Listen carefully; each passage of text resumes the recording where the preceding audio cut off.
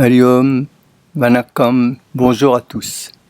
Concernant le phénomène de l'invocation des esprits, chaque personne doit être libre de croire ou de ne pas croire, d'accepter ou de refuser.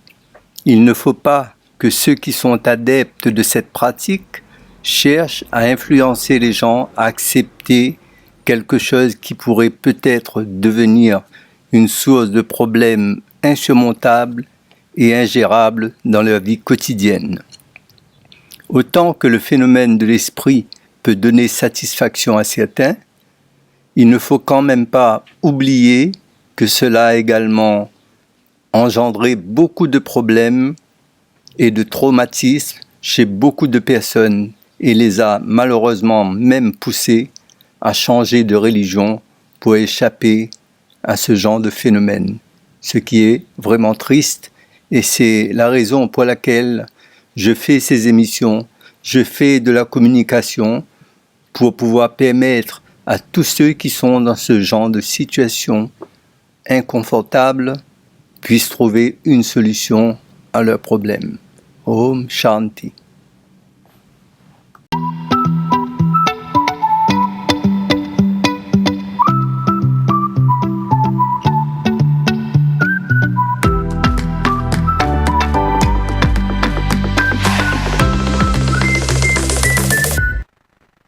Bonsoir à tous, bienvenue dans votre émission, votre projet pour la Réunion, avec comme invité ce soir Pascal Boukiani Swami, avec qui, bonsoir Pascal Boukiani, avec qui on discute depuis 2 ou 3 émissions de ce qui a été pendant un long moment,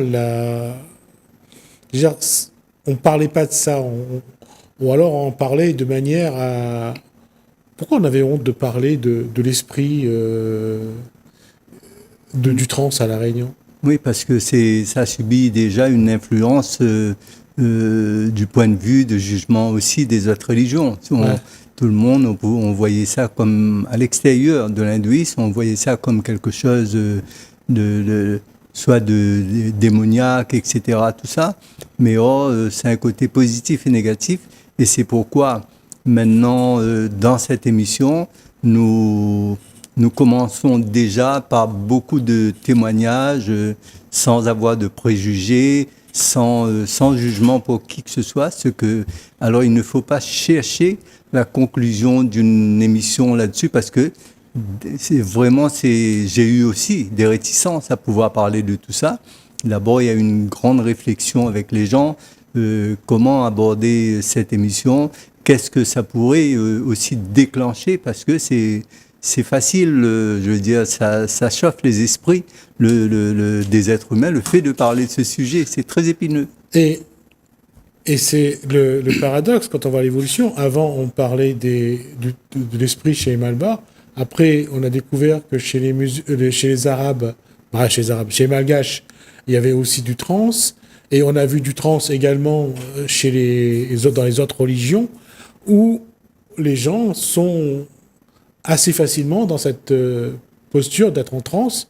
Et aujourd'hui, ce sujet-là ne choque plus personne. C'est quelque chose que les gens ont intégré. Pas vraiment, pas totalement. Disons que c'est beaucoup plus populaire chez les hindous qui n'ont pas honte de vivre ce genre de situation tous les jours. Ça ne veut pas dire non plus que tout le monde ait un point de vue positif là-dessus, mais dans les autres religions, ça reste toujours caché, masqué, quoi. Et c'est là où je trouve parfois que c'est dommage de ne pas dévoiler les choses, parce qu'à force de toujours mettre une chape de plomb sur une information, on finit par en faire quelque chose de désagréable, de négatif surtout. Et pourquoi on n'a pas réussi à ce jour à dire ça fait partie de la vie? Oui, et c'est pourquoi moi, dans les différentes émissions que je fais actuellement, c'est surtout beaucoup plus une préparation. Préparer non pas seulement les hindous, mais tous les auditeurs à être à l'écoute des informations qui vont par la suite venir. Alors, je ne suis pas du tout pressé de conclure cette émission parce que moi-même, je vais tirer des expériences de tout ce que les gens vont dire, leur point de vue et concernant l'esprit, quoi. Alors, et c'est ça, et ça, c'est une anecdote que je raconte. C'est quelqu'un qui, à un moment donné, il y a eu une polémique et cette personne s'est mise en colère et d'un coup, elle a développé une forme de transe. Je veux dire, il y avait, bon, il y a d'abord sa religion, mais il y a aussi le fait que là, elle n'était pas dans quelque chose de religieux, c'était dans une situation de vie. Mais malgré tout, elle a développé une transe. Oui, enfin, parlons de transe, je veux dire, il y a des fois, on peut très bien se mettre dans une situation vraiment incontrôlable. Et c'est pourquoi, des fois, on peut parler de problèmes psychologiques. Ça ne veut pas dire que c'est que des problèmes psychologiques, mais ça peut quand même y avoir lieu. Et lorsqu'on est devenu, le mental est devenu incontrôlable, mais ça peut déclencher certaines situations. Oui, ou alors c'est... Comparables. Là, c'est en psychologie, c'est ce qu'on déclenche parfois, c'est un syndrome dissociatif pour des gens qui ont des problèmes. En eux se développe quelqu'un d'autre pour pouvoir les défendre. Ils créent une autre personne en eux. Et c'est quelque chose qui est réel. J'ai reçu quelqu'un sur ce plateau-là pour parler de ça. Elle était en situation où elle avait développé d'autres personnes en elle parce qu'elle était victime de quelque chose. Oui, ça peut être c'est un problème où les gens ont une double personnalité qui se révèle à un moment donné où c'est incontrôlable. Chose qu'il ne faut pas du tout comparer à l'esprit, à l'invocation de l'esprit ou à la transe réellement. Ça, c'est tout simplement un manque de contrôle sur son mental, quoi. Ouais. Mais c'est, comme je dis bien, à ne pas comparer avec le phénomène d'esprit, d'invocation volontaire ou envoûtement qui existe également. Et on aura l'occasion de faire le point, bien sûr, à la conclusion de ces émissions. Je ne sais pas combien de temps ça peut prendre, parce que tout le monde doit être capable de donner d'abord son point de vue. D'accord. Alors, on va regarder le document que vous avez apporté et on va voir la suite. C'est encore des témoignages et on se retrouve après. Mais en fait, pour là, si moi je me pose une question directement, Migdolon, par exemple, de faire un choix entre invoquer un esprit et ne pas invoquer. Vraiment, je pose madame la question, oui, quel choix on peut faire? De toute façon, on connaît, là, mais juste c'est un débat d'idées. Et que personnellement, je peux répondre de deux en même temps aussi. Quel choix faire? On pense que pour que dire les gens, c'est bien de faire ça ou c'est pas bien de faire? C'est une question piège. Oui, personnellement, moi je ne le fais pas. Je ne le fais pas parce que je respecte, on va dire, dans sa globalité, ce qu'est un esprit. On a un corps et une enveloppe, notre corps c'est une enveloppe, et on a notre âme. Un esprit, pour moi, c'est une âme qui n'a plus son corps. Donc c'est comme quelqu'un, c'est autrui, et on doit avoir du respect. Mais de par, on va dire, mon évolution spirituelle et mon évolution dans la connaissance, je n'invoquerai pas un esprit. Et qu'un esprit, ça ne s'invoque pas non plus pour faire n'importe quoi. Pour moi, il y a l'esprit et puis il y a les vivants. Et le problème n'est pas forcément l'esprit. Le problème vient des vivants. Parce que par manque de connaissances autour d'un esprit, il va avoir une mauvaise interprétation au sujet de l'esprit. Alors oui, il y a par exemple des personnes de leur vivant qui aidaient les gens. Comme on dit, je parle des vrais devineurs longtemps. Que eux, ils avaient une mission. C'était d'aider les gens à travers la prière, à travers les tisanes ou à travers des rituels pour aider les gens. Donc je parle de bon ou mauvais. Mais que quand ces personnes-là ont perdu la vie, peut-être que leur quête à eux n'était pas finie. Leur devoir n'était pas fini, donc ils ont besoin de quelqu'un qui reprenne le flambeau. Donc la passation, donc c'est lui qui choisit le destin de la personne dans la famille qui colle pour que ça vienne avec lui. Donc là, oui, on va parler que cette personne-là a un esprit qui va pouvoir travailler avec dans le bon terme ou malheureusement quelquefois dans le mauvais terme, pour des mauvaises actions. Après, on a, en mon sens, après on a des esprits qui se manifestent sur des membres de la famille ou un membre de la famille, mais ce n'est pas un esprit qui vient par devoir pour aider les gens. C'est un esprit qui est enfermé, qui ne peut pas partir sur la terre, qui reste bloqué parmi nous. C'est un esprit qui demande à l'aide. Et parmi les vivants, donc il y a la majorité, ils prennent ça comme un don. Et ils ne voient pas le message de l'esprit, qui lui est en souffrance. Il n'a pas d'autre choix que de demander de l'aide à ses descendants pour ouvrir la porte de son passage. Et malheureusement, comme par mauvaise interprétation des gens, ils prennent ça pour une forme de pouvoir. Donc à chaque fois, ils vont essayer de se laisser aller pour que l'esprit se manifeste. Ils vont être en transe, ils vont danser, ils vont faire monter sur les poteaux, des choses comme ça. Et puis il y a un certain moment où ils ont une conscience aussi de ce qu'ils font. Donc c'est pour montrer une certaine forme de pouvoir sur les ignorants, les gens qui n'ont pas accès à, on va dire, à cette forme de don. Et après, il y a une autre catégorie, c'est les personnes qui sont très émotives. Qu'elles le décident ou non, elles entrent en transe. Pour moi, ce n'est pas leur esprit, un esprit quelconque. Ce n'est pas leurs ancêtres, mais c'est leur âme elle-même qui essaye de se manifester, soit par rapport à sa souffrance intérieure de cette vie ou d'une autre vie, ou ça peut être aussi les émotions que la personne, elle ferme en elle, inconsciemment. Donc que tout se réveille sous une forme de colère, mais dans la transe, et qui sera mal interprétée. Après, il existe aussi des cas, comme on dit, pour de vrai, d'envoûtement. Où là, c'est vraiment quelqu'un qui est parti chercher, donc si j'en parle, c'est que c'est d'expérience qu'on a déjà vu, donc des gens qui sont partis chercher une âme quelconque, les âmes errantes, comme on dit, et qui n'arrivent pas à contenir cette âme-là. Ils pensent pouvoir utiliser cette âme pour travailler, et là, ça commence le chaos pour la personne. Et là, la personne après est obligée de partir un petit peu partout pour essayer d'enlever. Ils veulent soi-disant enlever, mais eux, ce qu'ils veulent, quand on arrive au moment d'enlever, ils disent « Ah non, mais il ne peut pas enlever. Est-ce qu'il ne peut pas garder ça? On fait un rituel pour que il peut contrôler Ali. Il connaît, il garde contrôler. » Voilà ce que les gens, en majorité, voilà ce qu'ils font.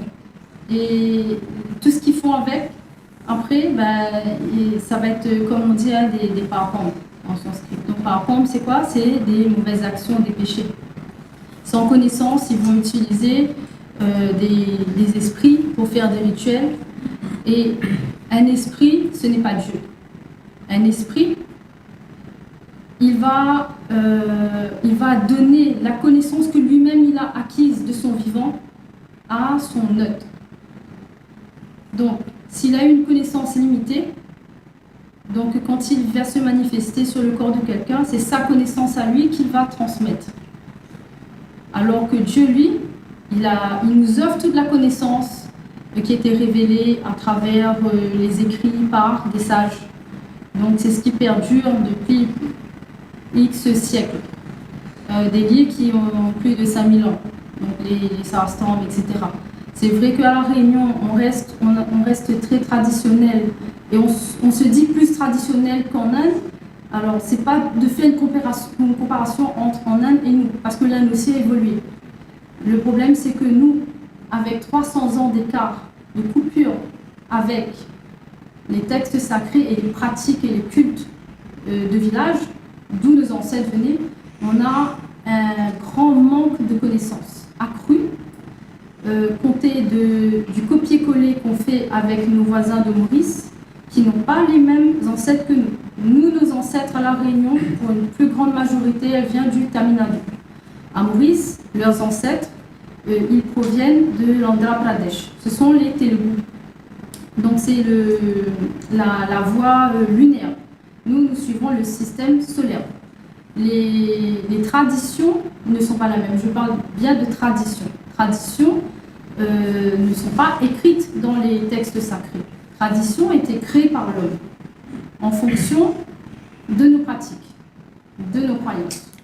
Et aujourd'hui, à La Réunion, on a ce manque de connaissances, ce manque d'encadrement, plus le copier-coller de Maurice, et aujourd'hui un copier-coller de Malaisie aussi dans le culte. En tout cas, il y a une chose qu'on a pu entendre. D'abord, bravo cette dame, elle a quand même beaucoup de connaissances.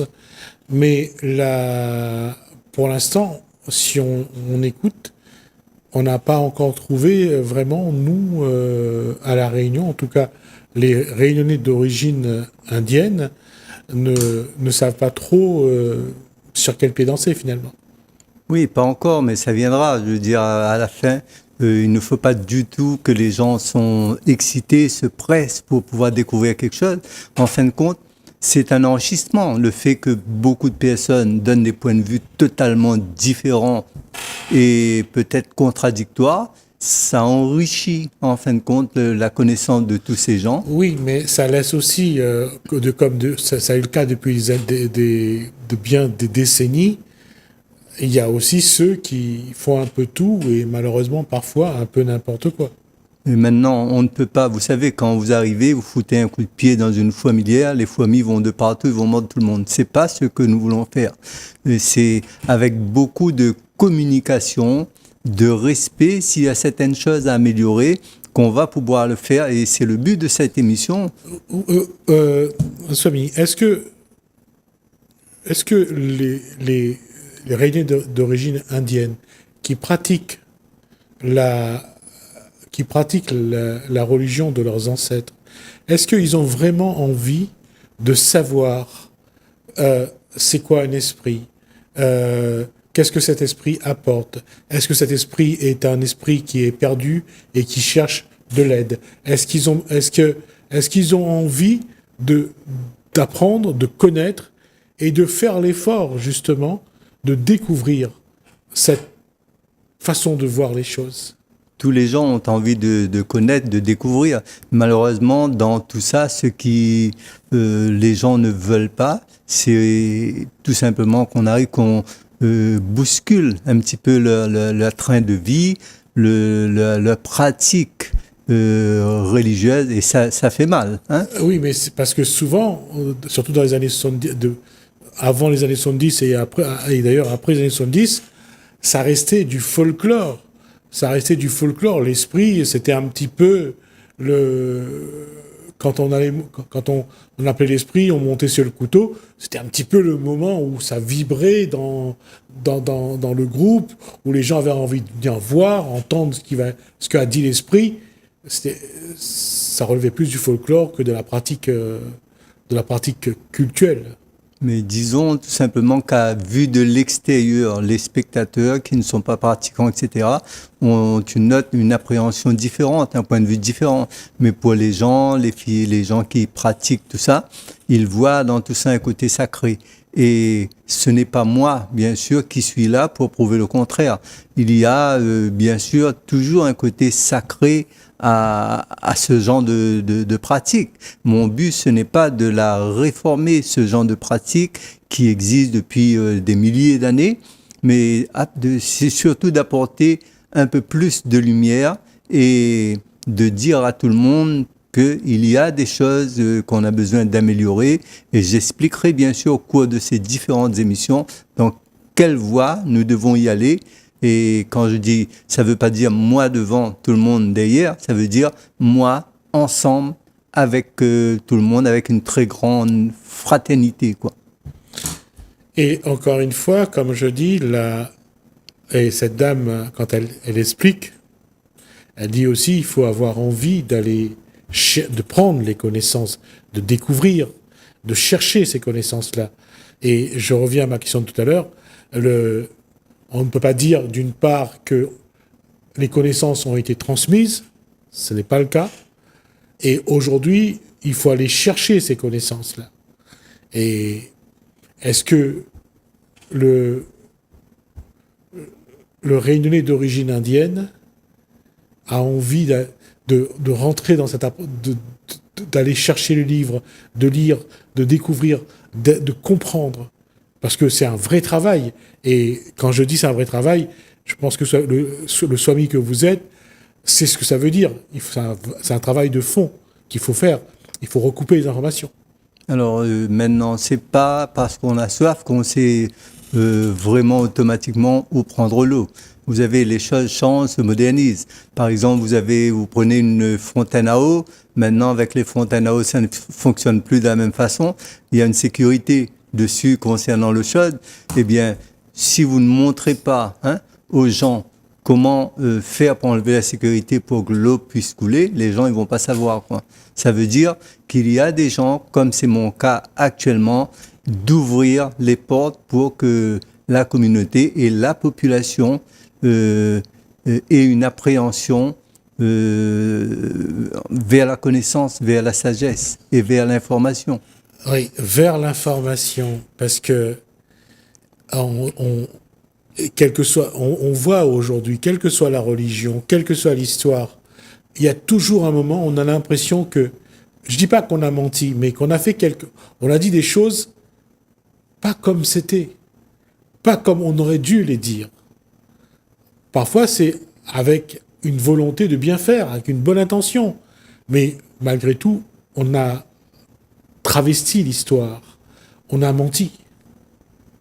Bon, souvent, je ne dirais peut-être pas mentir, mais souvent des fois, on est quand même, on le voit dans tous les reportages que j'ai fait avec les gens, que les gens, ils sont beaucoup plus que prudents pour pouvoir parler de quelque chose qui fait partie d'une certaine réalité, parce que quand les gens, ils ont tellement une croyance ancrée dans certaines traditions que on ne peut pas d'un coup secouer comme ça, quoi. Il va falloir y aller avec beaucoup de patience et avec beaucoup de respect pour pouvoir aider les gens à comprendre peut-être autrement, sans pour autant bousculer, changer leur pratique, quoi, traditionnelle. Comment est-ce qu'aujourd'hui, ceux qui veulent apprendre, et quelle que soit la religion d'ailleurs, est-ce qu'ils ont envie d'aller chercher? Est-ce qu'ils ont envie de découvrir? Est-ce qu'ils ont envie de voir autre chose? Parce que quand on découvre autre chose, ça veut dire qu'il faut aussi changer. Oui, le changement doit se faire progressivement. C'est-à-dire, il ne faut pas arriver, c'est valable pour moi avant tout, il ne faut pas arriver et vouloir tout réformer, tout changer. À ce moment-là, c'est le commencement d'une catastrophe, quoi. Je dis bien, moi, pour pouvoir arriver là où je suis aujourd'hui, j'ai commencé moi-même là où sont ces gens actuellement, ce qui me permet de bien les comprendre. Et je suis très content, moi, surtout, de voir et fier de voir que tous ces gens, et dans la religion, quel que soit leur niveau, quelle que soit leur foi, je vois qu'il y a quand même une écoute importante. Ça ne veut pas dire que les gens ont tout accepté ce que je dis, mais il y a une grande forme de respect et d'écoute dans tout ce que je dis concernant les messages et les informations que je veux transmettre à toute la communauté, quoi. On verra la prochaine fois ce qu'on va essayer d'apporter dans cette discussion, les informations qu'on peut avoir, et voir si, parce que par rapport à cette dame, il y a des gens qui ont des connaissances. Et ça, c'est une bonne chose. Merci Swami, merci à vous de nous avoir suivis. Merci François, merci Hélène, je vous dis à bientôt.